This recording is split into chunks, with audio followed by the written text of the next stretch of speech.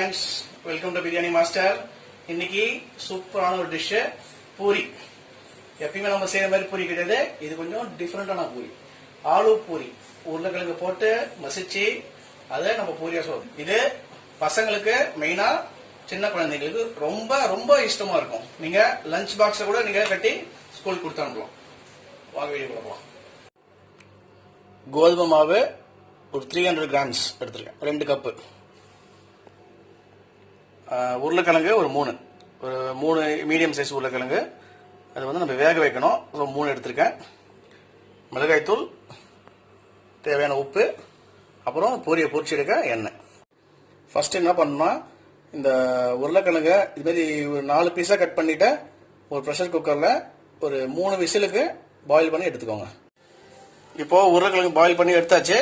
இப்போ நம்ம இதை உரிச்சிட்டு நம்ம மாவில் மிக்ஸ் பண்ணி நம்ம செய்யலாம். நான் எப்படி செய்யணும்னு சொல்கிறேன். ஸோ இப்போது நம்ம இந்த உருளைக்கிழங்கு எல்லாமே வேக வச்சு தோலையும் உரிச்சிட்டோம்.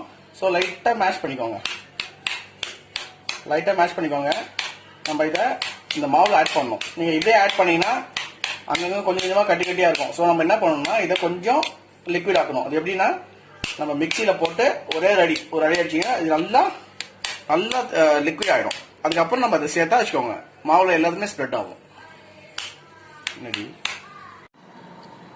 இப்போ நம்ம மிக்சியில் போட்டு ஒரே சுற்றணும். பார்த்தீங்கன்னா நல்லா கூழ் மாதிரி ஆயிடுச்சு பாருங்க. ஸோ இது நம்ம மாவில் ஊற்றிட்டு எப்படி கலக்குதுன்னு நான் சொல்கிறேன். ஸோ நம்ம இதை அப்படியே இதில் மிக்ஸ் பண்ணுறோம் மாவில். இதுக்கப்புறம் நம்ம தேவையான உப்பு, அந்த மிளகாத்தூள் எல்லாம் ஆட் பண்ணிட்டு எப்படி பெசைது நான் சொல்கிறேன். ஸோ தேவையான உப்பு போட்டாச்சு. நம்ம எடுத்து வச்ச 1 டீஸ்பூன் மிளகாத்தூளும் போட்டாச்சு. இப்போ மாவை நல்லா நம்ம சப்பாத்தி மாவுமே நல்லா பிசையணும். அதில் இருக்க மாய்ஸ்சர்ல பிசைங்க, மாவு கரெக்டாக இருக்கும். சப்போஸ் அது மாய்ஸ்சர் கம்மியாக இருந்தால் கொஞ்சம் தண்ணி ஆட் பண்ணி நல்லா மிக்ஸ் பண்ணிக்கலாம். இப்போ மாவு ஓரளவுக்கு சாஃப்டாக பிசைஞ்சாச்சு. அது நீங்கள் லைட்டாக எண்ணெய் ஆட் பண்ணிக்கோங்க கடைசியில். ஏன்னா மாவு ட்ரை ஆகிடும். அப்படின்னா மாவு ட்ரை ஆகிடும். ஸோ ஒரு 3 டீஸ்பூன் எண்ணெய் ஆட் பண்ணிக்கோங்க. ஸோ மாவு ரெடி ஆயிடுச்சு. நம்ம இப்போ உருண்டை பிடிச்சி பூரி போட்டுடலாம். உருண்டை சின்னதாக பிடிச்சிக்கோங்க, இந்த சைஸில் பிடிச்சிக்கோங்க. அப்போ தான் வந்து நல்லா பூரி ஊப்பி வரும், டேஸ்ட்டாக இருக்கும். ஸோ இந்த சைஸ் நம்ம உருண்டை உருட்டிட்டோம். இப்போ எப்படி தட்டுறதுன்னு பார்க்கலாம். ப்ரெஸ் பண்ணுங்க, லைட்டாக மாவு அப்ளை பண்ணிக்கோங்க. ப்ரெஸ் பண்ணிக்கோங்க.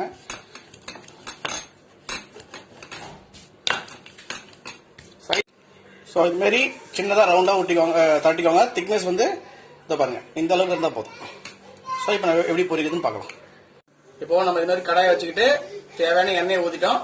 இப்போ எண்ணெய் காயட்டும். எண்ணெய் நல்லா சுடணும். எண்ணெய் நல்லா காஞ்சதுக்கு அப்புறம் தான் நீங்கள் பூரியை போடணும். அப்போ தான் வந்து பூரியில் எண்ணெய் படாது. எண்ணெய் காஞ்சிச்சு.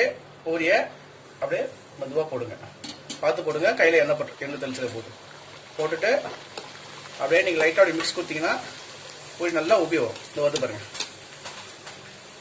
ஸோ இதுமாதிரி நல்லா பூரி உப்பி வரணும். அப்போ தான் அந்த டேஸ்ட் நல்லா இருக்கும். ஸோ ஒரு பக்கம் நல்லா பொரிஞ்சிடுச்சு, திருப்பிக்கோங்க.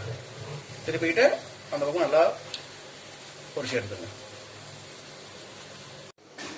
பூரி சூப்பர் ரெடி ஆயிடுச்சு. வாங்க நம்ம டேஸ்ட் பண்ணுவோம்.